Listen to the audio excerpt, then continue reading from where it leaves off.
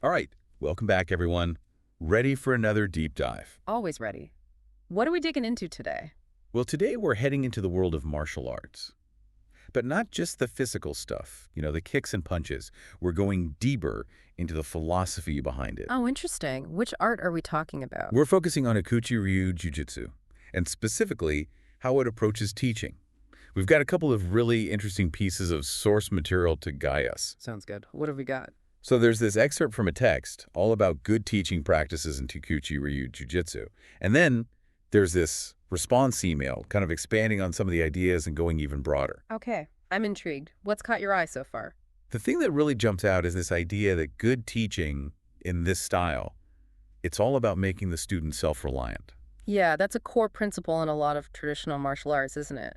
It's not about creating followers. Exactly. The text actually uses the word infantilizing to describe teachers who keep students dependent on them. Wow. Yeah, that's pretty strong language. But I get it. You see that sometimes, right? Students who are so reliant on the instructor, they're almost afraid to think for themselves. It's like they're waiting for permission to learn. Yeah, exactly. Always looking for those step-by-step instructions. And you know what?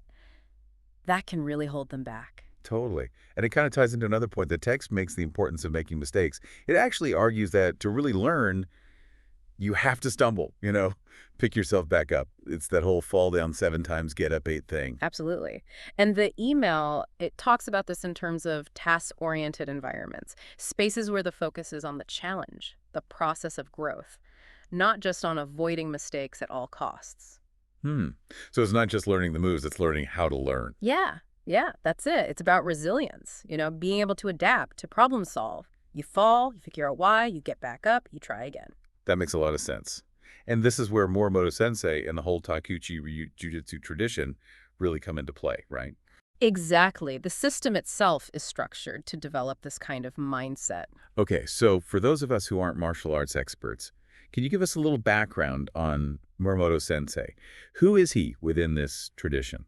Well, he's a freely respected teacher, someone who really embodies this philosophy. And the interesting thing about Takeuchi Ryu Jujutsu is how the teacher's role evolves. Oh, how so? Well, it starts with pretty direct instruction, but as the student progresses, it becomes more about mentorship. The teacher guides, but the student really has to find their own path. That's really cool. And it seems like a natural progression, right? As you get more comfortable, you need less hand-holding. Right.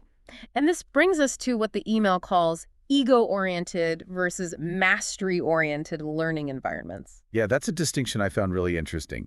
Ego-oriented sounds kind of, well, not ideal. You hit the nail on the head. Ego-oriented learning, it's all about external validation, proving yourself, seeking praise, that kind of thing. It's like you're more focused on how you look to others than on actually learning.